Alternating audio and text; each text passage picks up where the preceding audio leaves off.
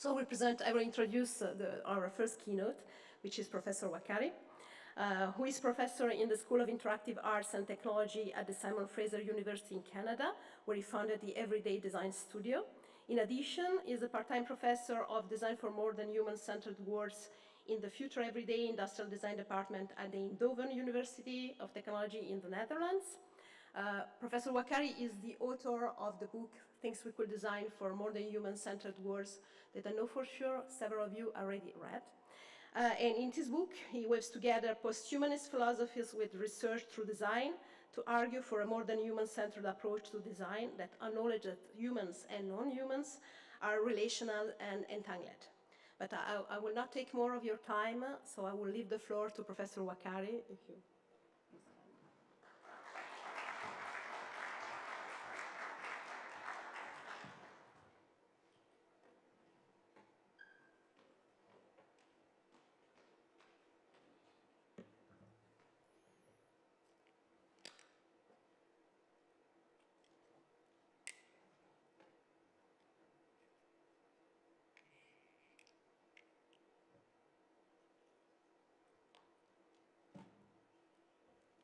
Yeah.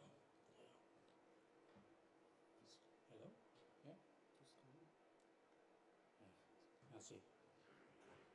Bonjour à tous et merci pour l'invitation à la conférence. Excusez-moi, mais je ferai ma présentation en anglais. Merci votre compréhension. So thank you, Ines. I appreciate the invitation. I'm really glad to be here. I'll try not to echo. Yeah, so as Ines mentioned, let me just see if I can get this to work. So yes, I'm at Simon Fraser University in Canada and Eindhoven University of Technology in the Netherlands. I am, like many of you, an HCI researcher. And like some of you, I guess I would say I do design-oriented HCI, or research through design. And by that I mean I design things in order to conduct my research. I make things, I put them in the field, I study them. I try to understand the interactions that these have, the things I make with the world. But I don't really design prototypes. I'm not interested in designing necessarily new technologies or trying to understand how new technologies might be in the world. Rather, I design things to ask questions. In some sense, they themselves, the things I design, sort of manifest the research question. And over the years, I've really been interested in some of the assumptions around human-computer interaction. I would say almost all things relate to human-computer interaction, namely the human, the computer, and interaction. And try to think more broadly, sort of past user-centered design or human-centered design, and think more broadly about what technologies might mean in our world, how we relate to the technologies, how the technologies shape us, how technologies relate to each other. And it's really been over the years more broadly in this sort of philosophical sense that I have been asking these questions. And over the years, I don't know if you can read this, maybe the lights could be dimmed a little bit. The main question for me has been, what does it mean to design for more than human worlds? And so that's really what I'm going to be talking about today. And I think I should start with a sort of definition of, or an understanding of more than human worlds. Does someone mind just dimming the lights on the screen just to see the slides better? Yeah? Okay, thank you very much. So some of you may know this book by David Abrams, The Spell of the Sensuous. Of course, the idea of, should be clear that the idea of more than human thinking has been with us for some time. And it's really perhaps not until Western European thought that we might have separated out and had much more of a human concern. But David Abrams is a phenomenologist who actually was on sabbatical and went to Bali to study, because as well as being a phenomenologist, his hobby was magic. And he actually went to Bali to study with magicians in Bali. But on his sabbatical, he really became interested in the ways in which the relations, perhaps for starting with animistic relations, but the relations that people had with the world around them. And as a phenomenologist, was really trying to understand this relation how we are in the world, that phenomenon, and looked and began to understand that the ways in which we are in the world, mediated through language, are really rooted in place. They're rooted in the landscape. They're rooted in aspects that are plant life or animal life, and this notion that humans are of a more than human world was really the first sort of terming of the coining of the term more than human. And really what he was getting at was this shift away from thinking about humans necessarily at the top of the pyramid, where all things around them are somewhat passive sort of world context, to rather that of being embedded in somewhat of a web of relations in which, as Abram was talking about with language, our language is very much shaped by the very place and the very landscape that we're in, that we are shaped by this world that we are actively engaged in, actively a part of. And arguably this notion of kind of human-centeredness, or what we might even call human exceptionalism, is really grounded in ideas of human enlightenment and the era of modernism. And it's something that's very hard for us to think out of or get out of. It's very much in the world that we are in. The Age of Enlightenment obviously was about breaking away from spiritual reasoning toward more secular reasoning, the belief in human reason above all else, that human reason, the perfection of human reason might be a way in which we could not only be better in the world, but live better for the world. And, you know, of course, it's brought many of the things that we literally take for granted, whether it's the economics or education. The very notion of a university is an Enlightenment or humanist construct. But within this notion of human reason being central to all and all else being passive, our own effects on the world, namely the Anthropocene or the climate change, really happened over this period in ways that we ourselves did not even know, our real effect on the world. And in some sense, this has given pause to the notions of human exceptionalism. And of course, not everyone was part of the humanist project, namely those who were black or were brown, whether it be the colonial heritage of slave trade or the claiming of lands of the indigenous, that not everyone was part of this humanist project, that there was a lot to rethink beyond even this notion of the more than human about what our relations are in this world. And so, in many ways, when I was thinking about this, designing for a more than human world, really drawing on a set of theories that have been philosophies that have been here growing for some time, but really even rooted back to some of the indigenous thinking. And not only that these are important, and it's central to note that much of this thought preceded Western European thinking, but it's very much alive today. So it's amongst decolonizing or indigenous methodologies, the very notion of relationality and the idea of more than human is urgent. It is a kind of political reality, a political necessity. And there's been other thinkers that really influenced me, for example, cyber-feminist or techno-feminist work of Donna Haraway, really arguing against some of the binarisms that we're very much in, for example, human and nature and technology, and how we might rethink these. And this goes in a long line, or other set of thinkers that have also influenced me, whether it be Rosie Berdadi or Karen Barad. And long history of philosophy of technology, sort of Bruno Latour and others who have sort of claimed a place for the non-human and the ways in which non-humans shape the world that we're in. So with this in mind, thinking through my own practice and design research, thinking through the questions of what it means for a more than human world, drawing on various theories and philosophies, this is really what the book is grounded in. And the goal of the book was to theorize a practice of what I call designing with. And it had a prescriptive end. That is to better cohabit our more than human world. And so, as Ines had mentioned, there's the works draw on a series of research projects, research to design projects, but also a series of philosophy, as I mentioned, and develops a set of concepts. There are many concepts in the book. I did say I was trying to theorize a practice. So I wanted to give you, a prior notice or heads up of where I'm going with this talk, namely to talk about three concepts in particular: the speaking subject, the idea of biography, and the idea of constituency. Now, I'll speak about these in detail, but there's a bit of a journey to get there, so we better understand what these concepts mean. And thinking about posthumanism or thinking about more than human, there's two terms in particular that really help me. The first is relationality. And relationality is so central, as I showed in that earlier slide about the web of relations that we're very much a part of. So relationality means that something makes sense in relation to something else. This underscores the complete interdependency. And this is very different from the discrete notions in which humans on one side, technologies on the other side, and we may be trying to manage or understand that gap between. But this sense of interdependency is that technologies may shape us as much as we shape them. The second notion, and it's related, is the idea of shared agencies. So the idea that perhaps humans are not the only ones that have agentic force in this world.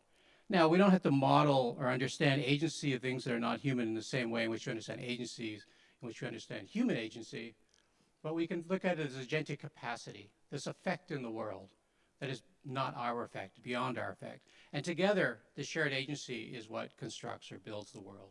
So these two terms I kind of return to often, and I think they're really kind of central, this idea of relationality and shared agencies. And I use these to explore some of the relations that I was talking about earlier. So one of the first is this idea of humans and things, and I refer to things which might be technologies or technological artifacts. I happen to call them things.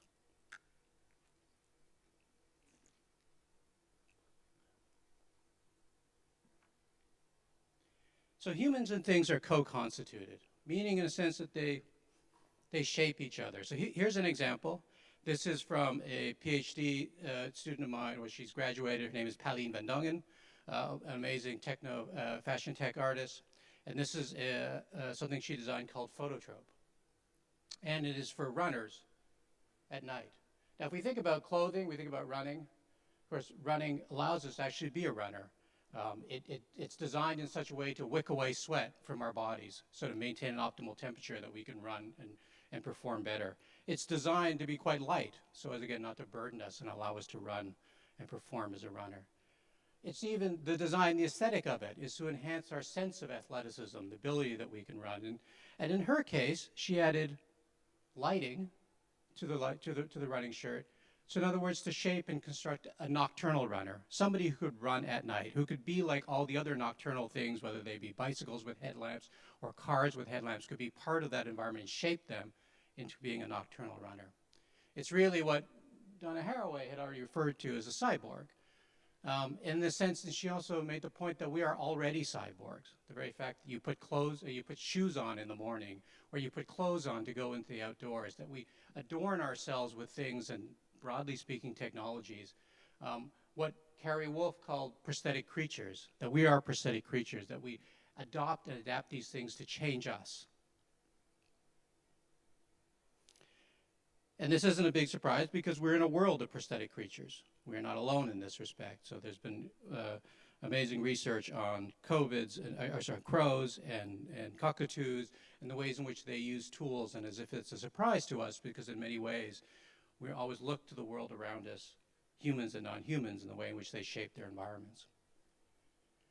We could even think of this in a more fundamentally human level about what it means to be spiritual or what it means to be religious. In the foreground is an artifact that some of you may know, which is called the Prayer Companion by the Interaction Research Studio. It's an older project. It was designed for cloistered nuns in the UK. It would scrape news items from the internet, and it would play, you can't quite see the display, but like a ticker tape, it would play over the top these different news items, so the cloistered nuns would have something to use for their daily prayers. In a way, it was a technology that aided their kind of spiritual routines.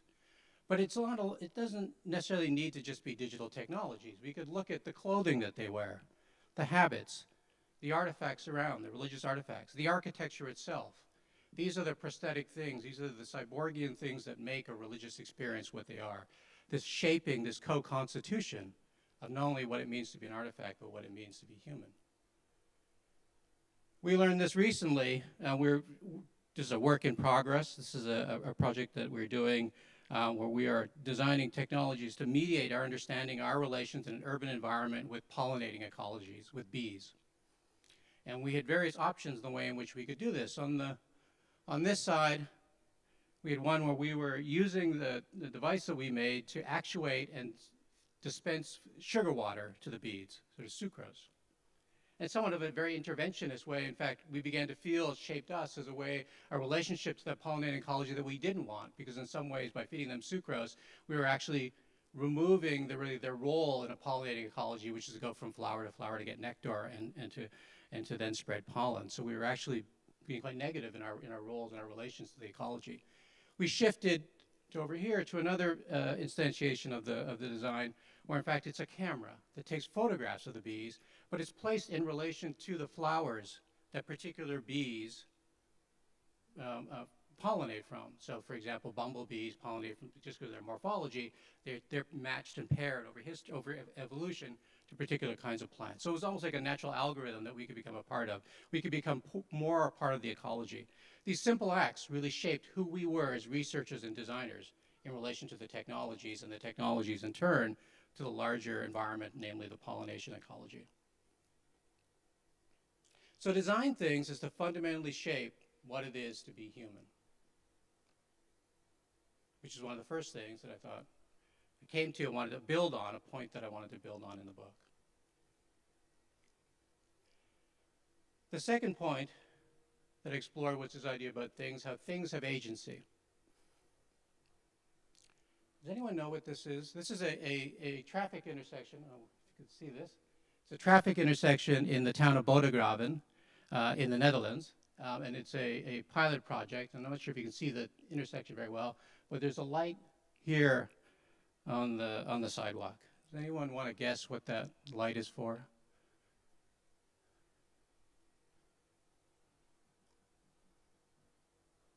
Sorry? Bicycle? Did you say bicycle? Yeah, no, not a bicycle. Anyone else? Okay, so again, it's not a game show, so it doesn't really matter. Okay, so if I'm walking across the street, I'm on my mobile phone, and I'm walking across the street, I don't have to look up to see if the light is red or green. And when this was first installed, I think people were actually quite upset. They thought, well, you know, here, this is a kind of furthering of our technology addiction to your mobile phone. Or it's further kind of separating us from the reality around us. We can, again, just be stuck in our virtual worlds. We don't even have to look up. Oh. However, when you really think about the traffic intersection, think how different is it to have a light for somebody on a mobile phone than for someone attached to the technology of their car as they're driving along. Or, as was mentioned, when you're riding your bicycle, you have your own traffic intersection, you have your own traffic light, that there you are attached to your bicycle. Or, as I mentioned before, even if you're wearing clothing as someone like a cyborgian, you're wrapped in your own technology, and of course you have your own light, you have your own traffic light, intersection light. So why not a mobile phone? In some sense, it has a total logic to it. And we could even go so far as to say that this is really not even a human intervention in terms of the design, but it's the logic of the traffic intersection. The fact that the traffic intersection did not account for the fact that who here does not have a mobile phone? Nobody. So by exclusion, to not have a traffic light for someone with a mobile phone is almost by exclusion. It's a cyborgian relation that it doesn't account for. It's almost as if the traffic intersection itself, I mean, clearly people designed this, but it's almost the logic of the system itself that designed something that we think is so odd, but is really not. And this idea that these technologies and things come together is what I mean by shared agency. They share in the agency in some sense of their own making. That in some sense, the traffic intersection, whether we call this a network, as Bruno Latour called it, or an assemblage, that these together are what come together to design something.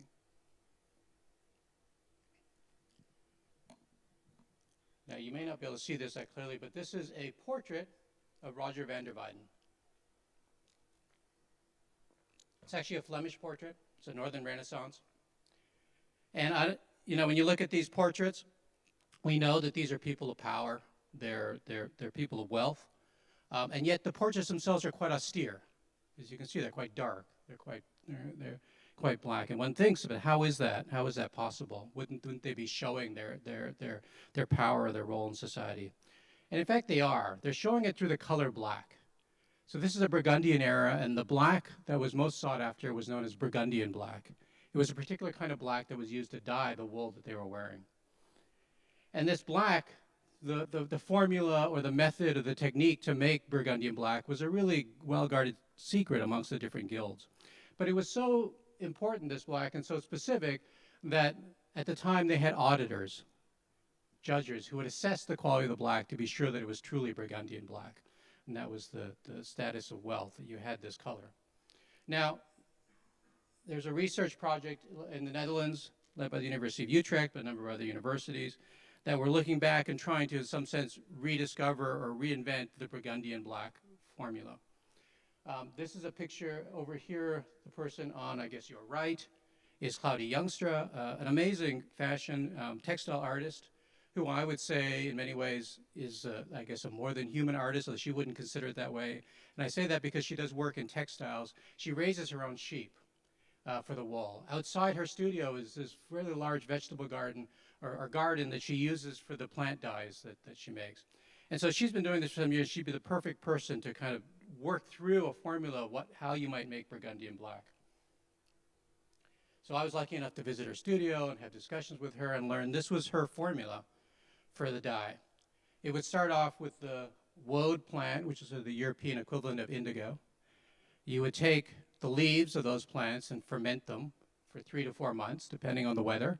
And you have to water them. And anyone who's ever done sourdough bread knows about fermentation and how difficult it is and to keep it alive, and you have to do that. But the real thing, the real kind of, to me, mind-blowing thing was that the other color that would be added would come from the root of the madder plant. And this is the root here. And at minimum, that root should be 6 years old, but ideally 10 to 12 years old. And the root would be dug up and then dried for 2 years before then being grounded and made into the dye. That all of these processes together, and she would actually even say the water matter that you would heat up the dye in, where it came from and whether it was ocean water or well water, all of these factors together had an impact on what Burgundian black was. That again, there was this shared agency amongst the things, that we were not just making things on our own with passive materials and passive non-humans. So to design things is to fundamentally shape our world, but human agency is partial and limited in this. We are not the only designers, was the conclusion I came to, and I'll speak to that in a sec. That designers are actually made up of humans and non-humans. You do not design alone. So the last of kind of trying to understand what things are was this idea that things are political. So this is one of the things that we design. So as I said, earlier, I design things to ask questions, and often they're philosophical questions. And the things I design are not typical of what you would design. They're what I call counterfactuals. They're what-ifs. And they want to defamiliarize the world so that we can look at something familiar but look at it from a different angle and perhaps see something new. So this is a bowl that I designed, ceramic bowl. We made a number of these. It's a bowl like any other bowl, but it's called the tilting bowl. And the reason it's called the tilting bowl because 3 to 4 times a day, quite on its own, it will gently tilt. So you had this bowl, and then on its own, it would tilt. And really, we were interested in all kinds of questions, but one of the questions particularly we were interested in was this increasing use of technologies in the home, digital technologies, and what might be the effects and how do they shape us. But anyway, we would design these, and we had people live with them. And in particular, there we go. Okay. So in particular, we in this particular study, we had philosophers live with the ball because we were really interested in the human-thing relations. Now, they lived with them for 6 months. We actually completed a study recently, got it published, where they lived with the ball for 2 years. And we would go and we'd interview them every once in a while. So here's a photo from one of our interviews, and 2 philosophers were living with it. And this is what they called the tilting trap. You often wouldn't notice that the ball tilted. Maybe you heard it, but you didn't know if it really tilted. So they were really curious about this.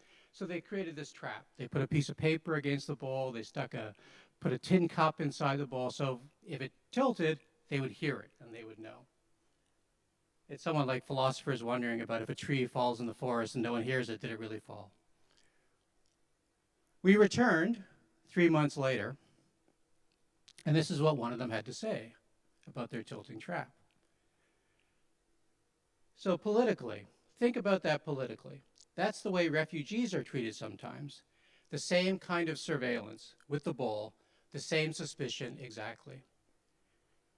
So here we went from something, a bowl, which is incredibly mundane. I can't think of another object that has been designed more times than a bowl. There is no more innovation in a bowl.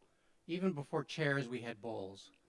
It's the most mundane thing you could design, coupled with the most trivial thing you could do, which is make it tilt. And yet from here, we have the ability to interpret and rethink and understand our relations to what this mundane and trivial object is. And here, this idea that when we make a trap connects them to the idea that here is something that is less than human that we could surveil, which then, of course, connected to the politics of the day, which is very much the issue that we're still very much a part of, the issues of human migration. This combination of human migration, technology, this interpretation, this political read, came from their own interactions with a very mundane and trivial object. These are a series of benches. It was photographed by the philosopher Robert Rosenberger, post-phenomenologist, and he was very interested in what he called callous objects. So you would have these, as we've all seen, these kind of public benches around in public spaces. Often we think of them as amenities, things that were added to the public, good for the public. And they'd often have armrests. And one would think, why would they, you sit on a bench and go, do you really need an armrest? And this was the observation that Robert Rosenberger made, was that the armrests are really what he would call, this is the callous part of the callous object. The armrest, the design of the armrest is actually to exclude the homeless or the unhoused from public spaces. That here on another dimension was the politics of the public bench. That not only was it meant to be exclusion, but presented itself as inclusion, is what Robert Rosenberg called the political occlusion through the designing of things. This idea that things are political.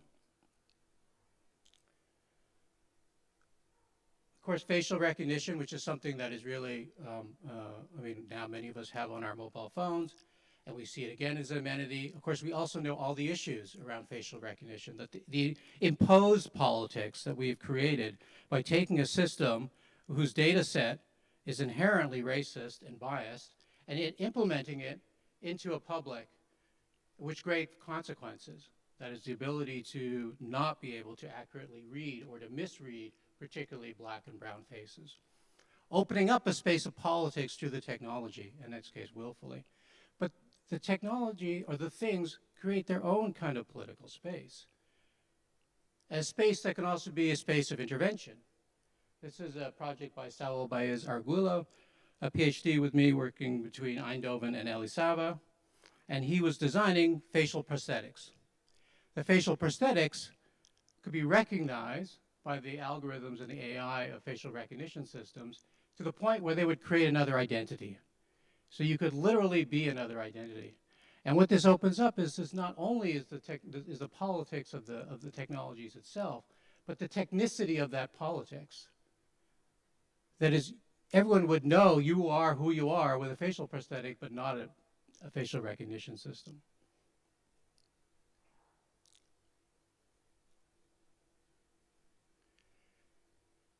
So, where was I going with this? This idea of things. So things are fundamental.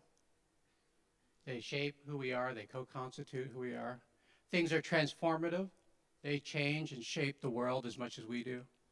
Things are multi-stable, which is a post-phenomenology term from Robert Rosenberger, which means that things can be interpreted and they're ultimately political on some level. So simply, things are part of us. Things design, and things are political. So it's from here that I kind of built some of the concepts, some of the theory that I want to talk about. So this is what I said at the beginning of the talk. I wanted to get to these three concepts: speaking subject, biography, and constituency. So let me begin with speaking subject. So if you remember when I talked about the traffic intersection, this idea of shared agency, and this idea, if we think about it as relationality, how technologies shape us, that we do not design on our own.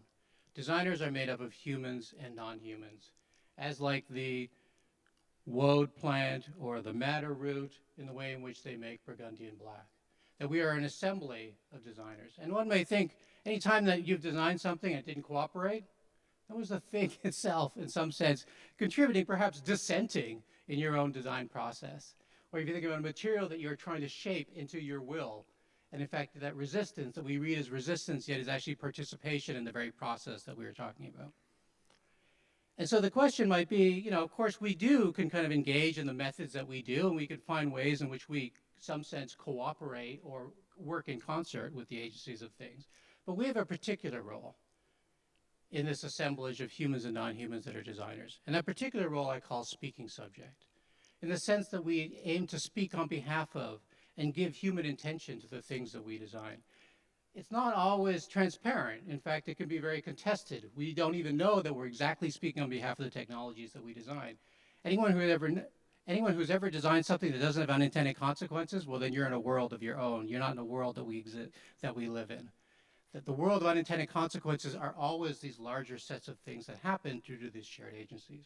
And our role in that part is to be the speaking subject, to try to work within this impartial, relational, dynamic world of designing. So let me give you the metaphor I use for what does it mean to be a speaking subject human designer. It's like flying a kite. So I might say, as a speaking subject, hey, it's a great day to fly a kite today. I might gather the materials to fly that kite. The kite itself, I put my clothing on, I make sure the weather's good. I go out and I fly and I take my kite. I start running so the kite will get lift. It'll be flying in the air. And once it's in the air, I'm not in full control of its flight path. I'm flying that kite together with the tension of the string, with the shape of the kite, with the material that the kite is made of, with the air temperature, with the wind, with those around me for my ability to move. Everything is working in concert together, and sometimes not in concert. But it's all of this and these partial of impacts that we have on what the outcome is. It doesn't have the precise outcome that we necessarily want, but we guide it together. And one of the things of speaking subject is to try to, in some sense, as I said, say, hey, I'm going to fly a kite today, to give intention to that act. But also to do the gathering, to gather the humans and non-humans that actually do the designing. So this is a paper that was actually in Chi last year, and we were lucky enough to get a Best Paper Award. It's called Weaving Stories, with a former PhD of mine, Doña Oches. And she was, as part of her PhD, she did weaving and was learning to weave. And we started looking at the process of weaving, of how those things that were part, the loom, the textile, the yarns, how yarns like to knot themselves. And if anyone has ever done textile work, you have to warp the loom. You have to put all those vertical yarn, it's incredible. It's a difficult process onto the loom, so then you could weave. And when you're warping, you don't want the yarns to knot. But of course, when you're weaving, you want the yarns to knot, because that's what actually makes a weave. And so this sense about how do you kind of deal with this, what seems like resistance, to now be part of this process. And what are the repertoires that different ways that we have to look to get beyond our human-centered approach, to understand what Anna Singh calls noticing, or what Laura Watts calls landscape ethnography, to understand the shape and the surface of things. Or Bruno Latour calls translations. So we have to find different ways, repertoires, to kind of engage the participation of non-humans in our design process. The second concept is what I call biography. And biography is trying to fully understand what it actually means when things have agency, and things have agency beyond the use. When we make something, we tend to think only of its use. But what happens throughout the life of biography? And when I think about, use the word biography, it's an existing word, but here I wanted it to mean something different. So that the bios is both the agencies of the human designer and the non-human designers that are part of the things we make, and the effects that they have, the materials they have on the world, the effects that the materials have on the world. And then graphy is what the thing inscribes into the world, or what its effects are, but also, like biographies, what they leave behind. In a sense, I was trying to get to this prescription of being cohabitable, of greater accountability on the part of the designers that are part of the design assemblage, to understand the forces that you bring to play here, what the effects are they have in the world, and what they leave behind. Anybody know what this patent is? It's a beautiful, elegant patent. Why would you know? But it's 1965 by Sten Gustav Thulin. And what it's explaining is you take a large roll of polyethylene, you fold it over into a tube, and you weld the tube, and then you cut those tubes into rectangles. And out of that rectangle, you cut out these arms. 3 simple moves. Polyethylene is really cheap. It is the patent in 1965 for the plastic shopping bag, the one-use plastic shopping bag. As a design problem, it's incredibly elegant and incredibly simple. Manufacturing is cheap. The materials are cheap. It's easy to do. It is, again, from a design perspective, what we might say a really elegant design solution to a well-described design problem. But we know the fuller biography of the plastic bag. We know that polyethylene can exist for up to hundreds, if not 1,000 years and break down into microplastics. We know now that there are like heaps of plastic just circulating in the very vortexes of the different oceans that we have. In some sense, what I was trying to understand with the biography is how do we have this fuller account? How do we understand what the agencies of polyethylene or plastics might be? How do we understand what it means to scale something up? Literally, not only what do we inscribe in the world, which is 5 minutes of convenience of taking your shopping bag to your car, to the full life of it beyond use, the 1,000 years or so that the microplastics might exist. We have the same issue with digital technologies. We're all very used to, we design particularly, we think about the kind of convenience of use and the factors of use that are important. And for example, in a weather app that might allow us, like this myself, I woke up this morning, I didn't have to say where I was here in Troyes, France. It knew where I was and it gave me the weather. This convenience of not having to choose where I am, this ability because my location can be tracked. And yet we design all of these apps where our location can be tracked. Over here is a visualization from a New York Times article where they bought 1.6 million people's data for 3 months. And they were able to track everybody in that 3-month period over 24 hours where they went. On average, people's location was tracked 7 to 20 seconds a day, depending on how many apps you have on your phone.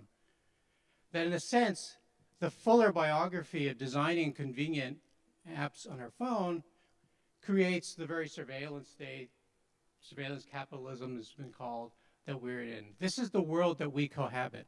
In fact, I ended up in the book calling these anti-biographies. We're thinking about the world that we are constructing and what we're cohabiting.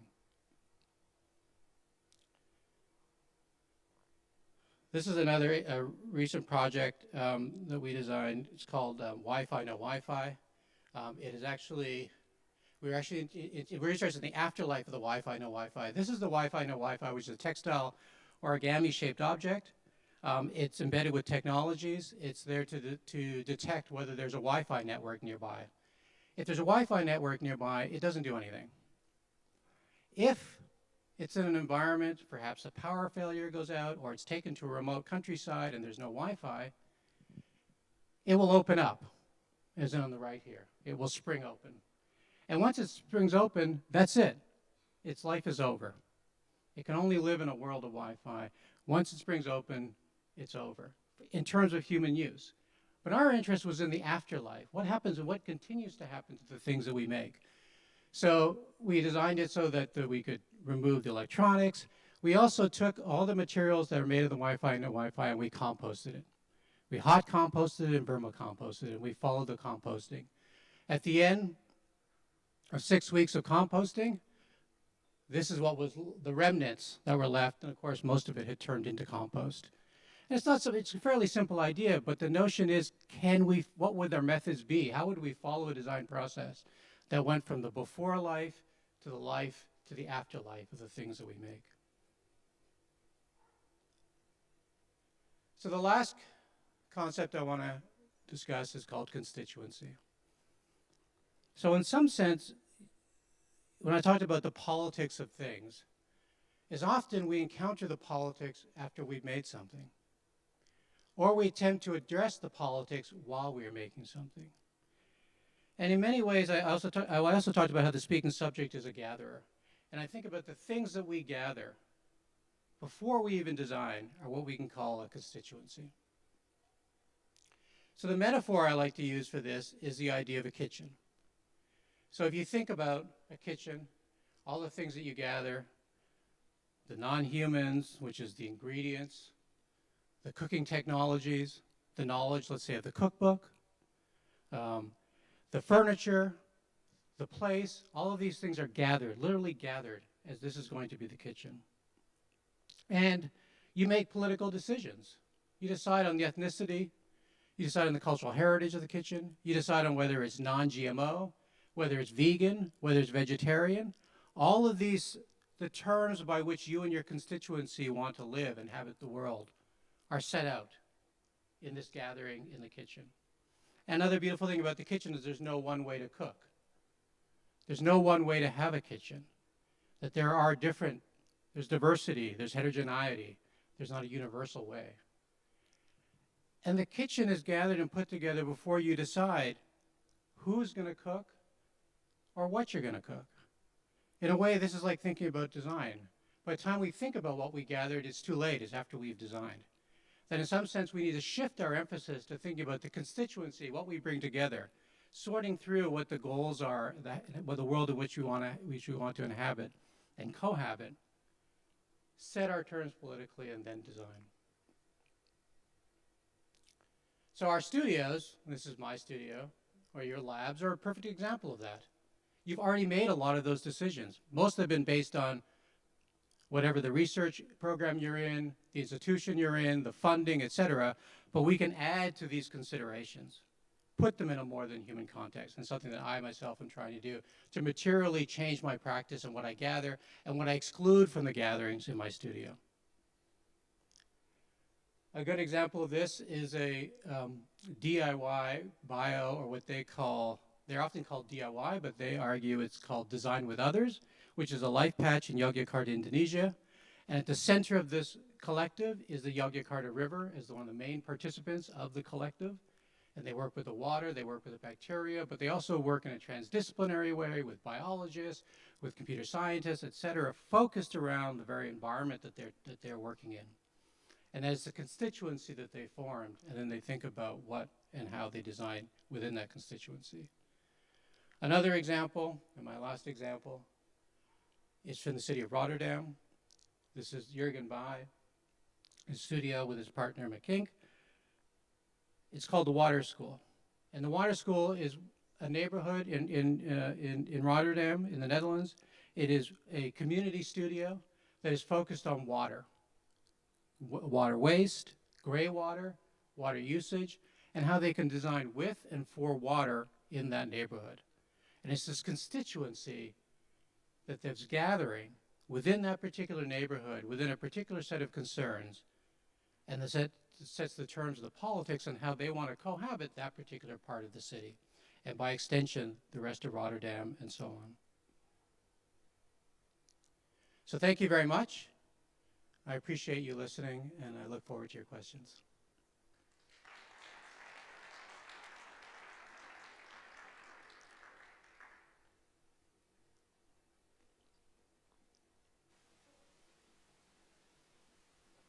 Hello. Yeah.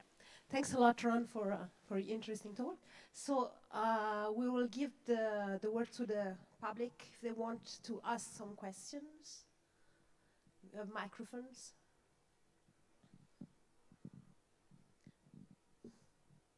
So I have one while we wait for the one. Oh, so thank you. We'll have one while you bring the microphone to. There was a question down there. Can you? Yeah. Okay. I will ask you a question while we wait for the other one. Mm-hmm. In some way, what you correct me if I got it wrong. Okay.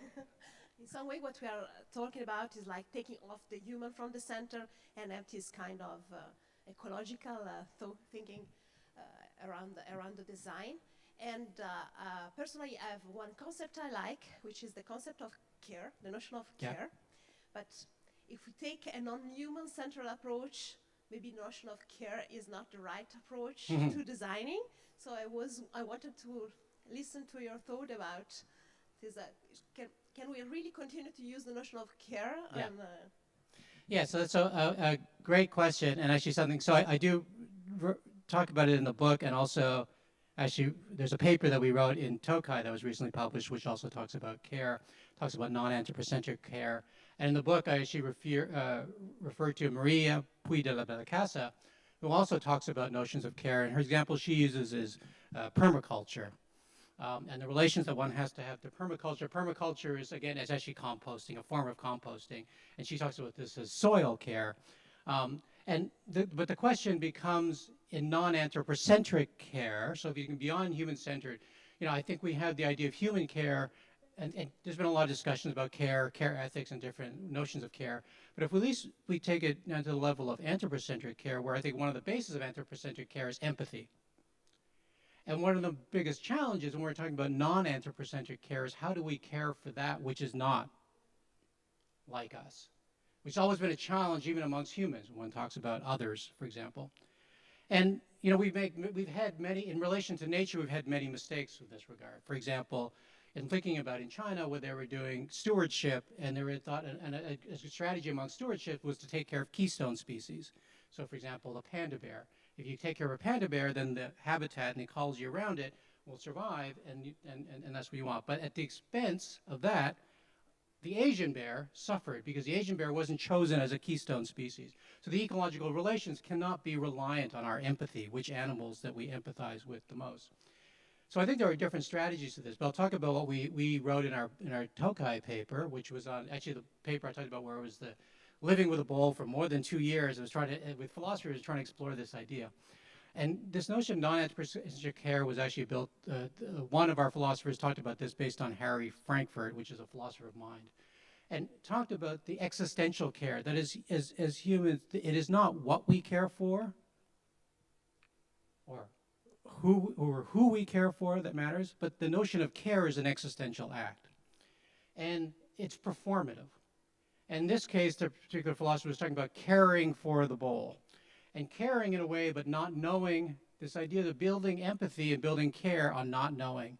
Not knowing whether there's a reciprocity.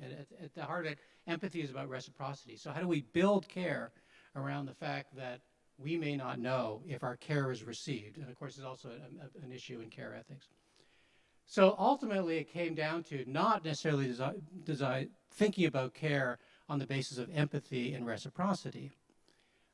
And simply, in a way, interestingly, came back to what it meant to be human, which is the existential need to care. So that's how we arrived. I think it's a really rich area, and I think it's actually really central, because if you think about design, you think about user-centered design, it's founded on notions of empathy. And I think if we want to think through more than human-centered design, we have to find other bases by which we care for things. Hi, Michel Baudouin-Lafont from Université Paris-Saclay. Thank you for the talk. I'm not sure if my question is well articulated, so. A lot of things you showed were design of physical objects, right? And digital technology or computer technology was there in some places, but I would say as a technology, it could have been another technology, it could have been a mechanical device or something. But we use computer technology not just as a technology, but also as a world that we inhabit in a sense. And I'm not talking just about the metaverse, yeah. But in general. Mm-hmm. And so how do you reconcile this notion of creating this completely artificial world with this design for more than human-centered worlds? Because plants and animals have, little, I don't want to say little to do, but they're disconnected from this digital world that we spend a lot of time in. Yeah. So I don't know if that makes sense. So thank you, Michelle. Thank you for that question. And it is something I've been, well, how do I put it? So I think two things I would say. So first of all, I think that one of the concepts I work with is the idea that we live in a technological world. So technicity. And that technological world, so for example, we're doing work now on multi-species and urban environments, and I think it's more obvious or more explicit that we share this technological world with non-human life things. And I agree with you that it's also more explicit when it's physical and material at hand. I tried to show through the work on the role of AI and facial recognition, but as well as surveillance, et cetera, that this technicity, although not visible, is a world that we also equally share. And I would say in a more than human context. So for example, our abilities to travel, our abilities to map out spaces, remote places that we would never go to, whether we do this in an immersive virtual sense or whether through a device, however we do it, I don't think it really matters, that has an effect. Our ability to be in the world is definitely affected by that. But also, that's sort of more direct human actions.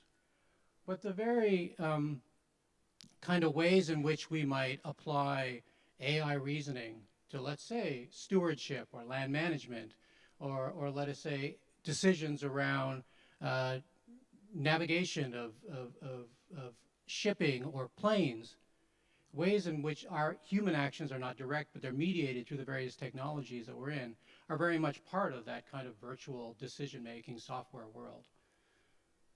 So just what I think the idea that, and I think, and this needs to be teased out, I think, in much more specific terms, and I think I was talking more abstractly, so I appreciate your question that way.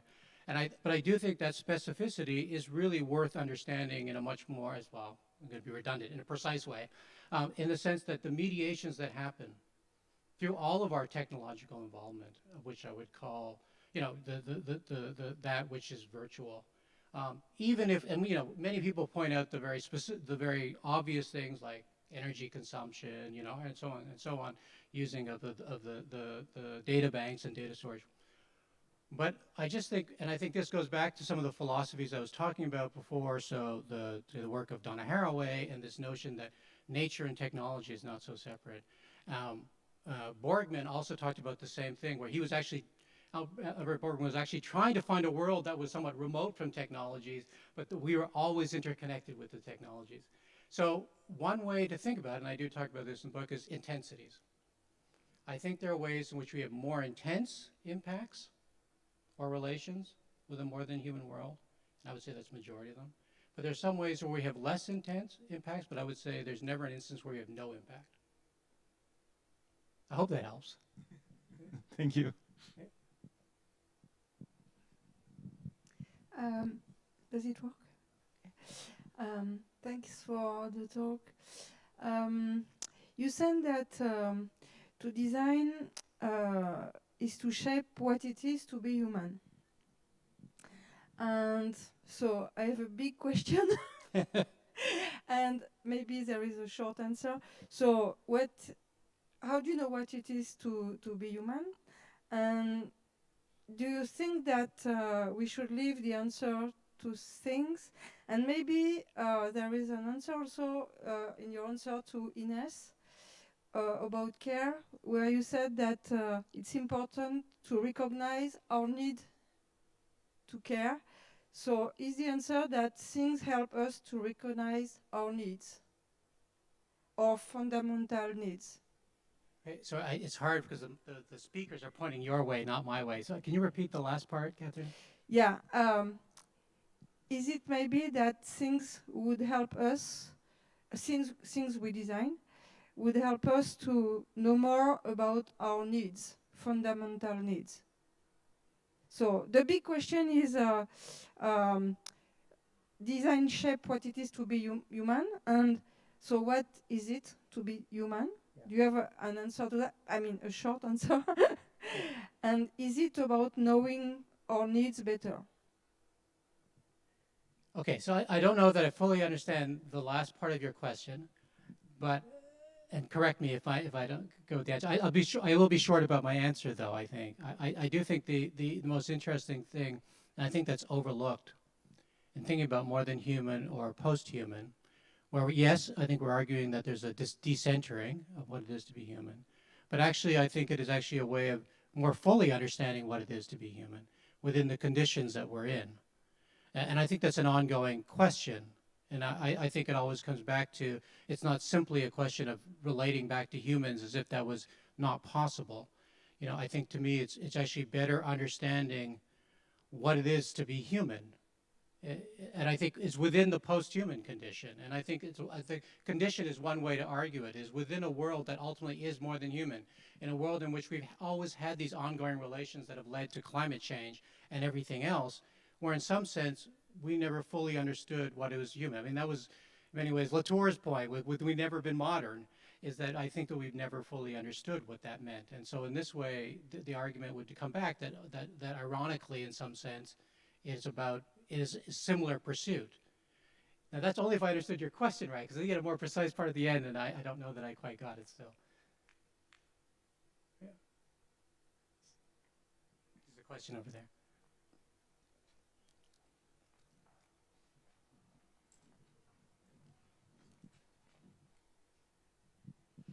Thank you for this very inspiring talk. I'm Lou Grimal. I'm a PhD from the University of Technology of Troyes. I was wondering, how do you conduct, I mean, you talked about this more than human world, and there's so many types of animals, plants, and so on, and so many different sensibility, I would say. And when we design for a specific animal, or we design just for this animal in this way, because maybe, for example, dogs hear better than us, or bats have different sensibilities. So I was wondering, how do you prepare your design for so much diversity, I would say?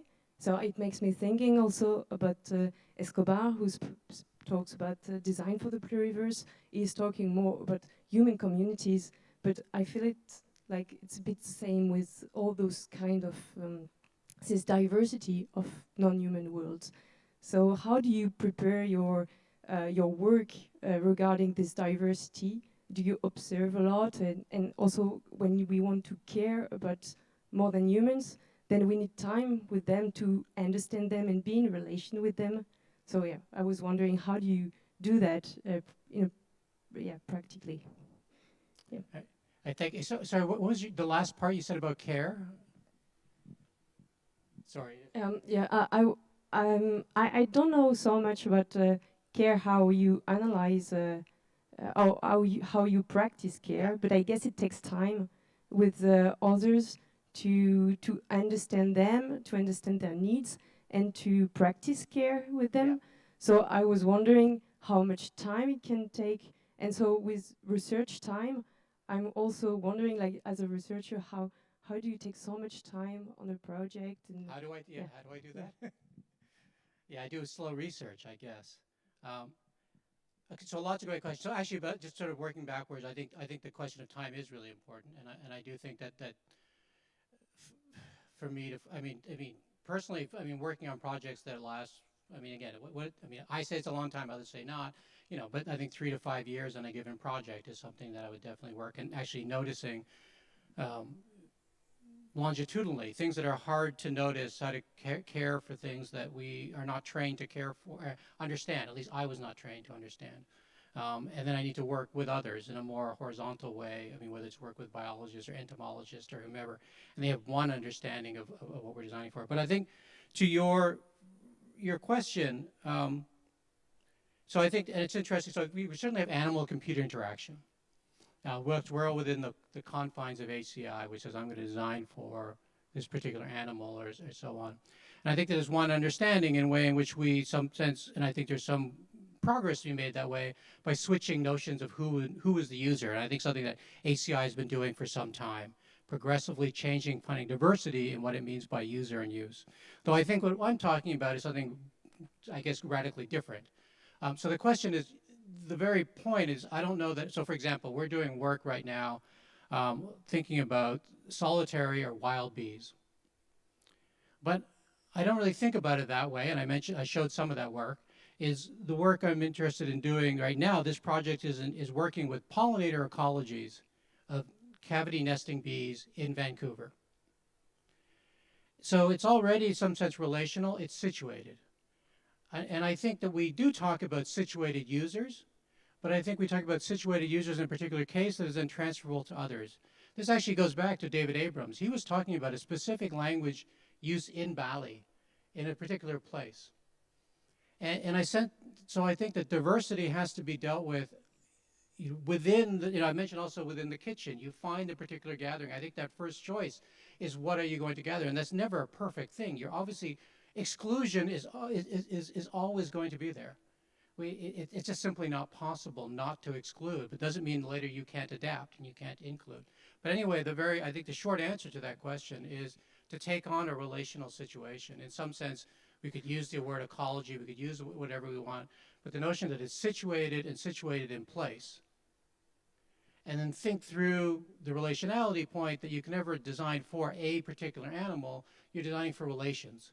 So I think that's the hardest thing. The hardest thing for me is that I'm not designing for this bee and that technology, I'm designing for the relation between them. And it opens itself up to other relations. So the diversity is trying to find itself in the relations. But that, of course, you can't do everything. And you just have to face with what you're going to gather and what you're not going to gather, what you're going to include and what you're not going to exclude.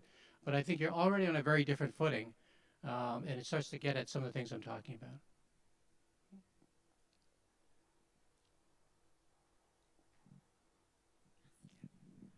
Then you're next. Yeah. Thank you for your presentation. As a designer, I was wondering if nature really needs us as a designer, and if design is not here more to repair all our mistakes as human. And what is the place and the space for critical thinking in your work, in my work also, in our work as a designer, engineers for new technologies, when you know about the impact in our world. And I was wondering if you mentioned the notion of care, it means that you care about the nature. And yes, I was wondering where is the critic with the critical thinking in this talk? Thank you. Okay, great question. And I think you also had a discussion about repair at the beginning, but let me go to your question about where's the critical thinking in your work. And I again, I want to come back to the notion of constituency and the idea of determining, in some sense, what I just loosely called the politics. But I think what it is a determination, debate, navigation within the constituency of the values that you're talking about. And I think within those values, then I think that I think the critical is in some sense unavoidable, because we're living in that context. And I think the way the more than human world works is you're living in a world of frictions and disagreements. And I think that the choices are much more, they're not so easily resolved as solutions. And so all you're left with, in a sense, is critical footing and critical reflexivity to kind of navigate particular situations, none of which can easily be resolved. And I think we already kind of know that. We work in a world in which we know through our technology, the things we design, systems we're not resolving, but the degree to which we're willing to bring that even more forward as actually, so for example, one of the people, I inspired on draw from is, say, Anna Singh and her idea of noticing. And her idea of noticing is, so she talks about matsutake mushrooms and the ideas in which the kind of economies and relations that form around matsutake mushrooms, which grow in deforested landscapes. What may seem as a moment of precarity, she actually argues noticing is necessary because we're always in a world of precarity. That is, the world is always not necessarily so stable and shifting. And so in that sense, we do have to make these choices. This goes back to the constituency and the political choices we make and the values. The one overarching prescriptive argument I make is cohabiting, is the need to cohabit. So I think that is my way of kind of arguing against the need to simply research technologies for human progress, because human progress doesn't lead to cohabitation. Human progress has led to exploitation, domination, etc. So, but then that's sort of at the high level. But within there, yes, I mean, there's clearly critical thinking around then the values and the choices you make around cohabitation and the exclusions that you have to make. And the fact that it's a world that doesn't always get along and cooperate, and there simply is not a place where we're all going to live together well, but there is a place where we're all going to live together better. The one last thing, I think you mentioned repair, which I think is fascinating in this context too. I just want to, so it's actually just a bit of a pitch. We have a call. A number of us have a call for Tokai for a special issue on unmaking. And unmaking is interesting as a concept. It's sort of trying to address the issue of making, a fuller picture of making. One of the aspects of unmaking is looking at what you called sort of repairing the problems of the past. Unmaking is a way to unmake what we've made, to kind of mediate some of the errors or you know, so if you think about pollution, et cetera. Another way to think about unmaking is the fact that all the things that we make will eventually become unmade. Like I showed you the afterlife of the Wi-Fi, no Wi-Fi. That we have to understand how we unmake the very technologies that we make as an ongoing continuum. I think there's a question here, yeah.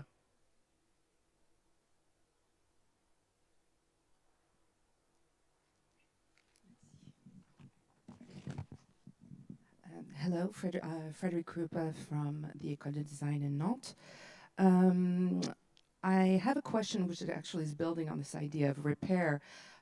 Is it possible for us to actually engage in what you call non-anthropocentric care when in the end our survival kind of depends on this kind of systemic vision? Yeah, great question. I think it's a matter of degrees. You know, I do think that ultimately at the end of the day, we're human. And you know, I think Jane Bennett said this in Vital Material, and she talks about at the end of the day, if I had to choose between species, I'm going to choose my own. You know, and I think that is something that again, this is not, you know, I think we will still, even with that in mind, still do better than I think we've done in the past. So I would say that. I think the other question was about care and non-anthropocentric care, and I think it comes back to the same question that rooted in our anthropocentrism. Can we do that? So I think there's some really interesting questions about, I think it comes back to anthropocentrism, and it comes back to the way, and it comes back to the issue of empathy, and it comes back to the way in which I would even locate it into methods by which we design. So it's like in user-centered design, we connect empathy, we really bring it into our methods and into our approaches. You can look at almost every one of them, not every one, but most of them are based around notions, some variation of empathy. And so it opens up the question, when we don't have empathy, how do we actually address what might be some methodological approaches? You know, and many people argue against anthropomorphism, for example. But I think anthropomorphism has its anthropomorphism, meaning how do we make things almost as if they're human so that we can relate to them. And I think there's a certain degree to which that is necessary, but there's a clear degree to which we need to go well past that. So in the book, I call these repertoires. They're like methods, but I didn't want to use methods because then we just think about all the methods we already have. So I mentioned before, I already mentioned Anna Singh's idea of noticing.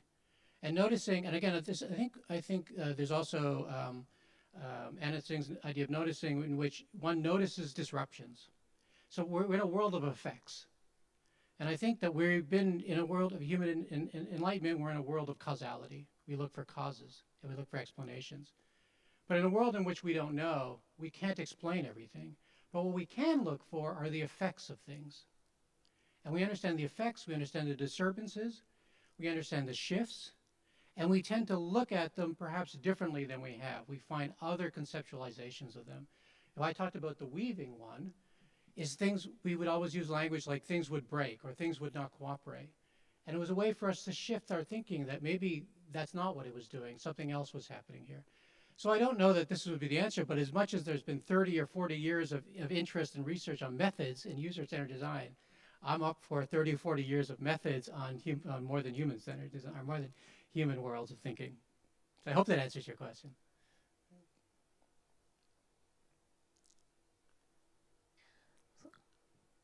I will ask one question about Okay. methods, because you say that we are for 30 years more of research on Yeah. methods, but as we are in this kind of network in which we have the humans in the plural way, because the designers could be plural, because when you're doing participatory design, for example, you are in this plural collection, and in addition you have non-humans designers in some way, and what are your, the trends, let's say, that you see? What do you can suggest as path for this more than human-centered design?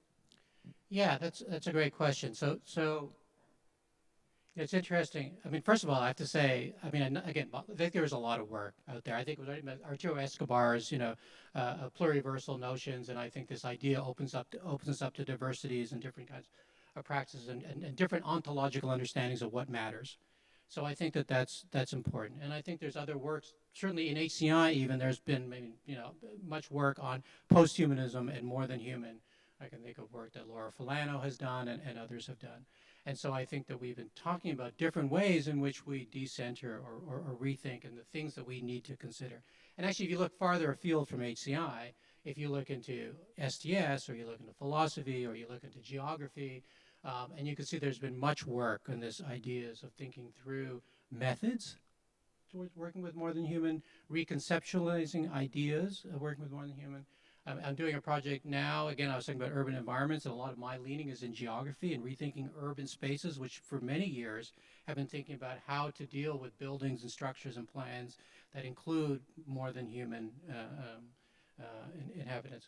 So I think that there's a lot of work that's already in place. The other thing, but I will say, actually the most heartening thing for me has been the response to this work, and I would say mostly the response of this work among students. The amount of students that want to do work and find ways to address something which is kind of intuitive, that we live in a world that's not only humans, that we live in a world in which we don't fully understand what's going on, and we've lived in a world that, quite frankly, we've effed up in large part. So I think that kind of urgency, that kind of power is, I'd hate to be, like, the last thing I would want is to replace human-centered design with more than human-centered design, as if there's a kind of universal notion. What I think it needs is a lot of mobilizing of different practices. And as I argued earlier, I would like to keep it situated. I think there are different practices and going back to David Abrams' point about how languages are of place and languages are of regions and languages are of histories and cultures, the same thing could be true of designing. And I will ask you another last question before we go for a coffee break, because you mentioned students. Yes. And we are all, most of us are teachers here. And so do you think we need to rethink the way we teach our students? Yes. Yes, I think we do need to absolutely rethink the way we teach our students. Happy to talk about that in many ways, but the one small thing I will say is I think, I mentioned part of the reason why I really struggle with this idea of constituency, which in large part drew from participatory design.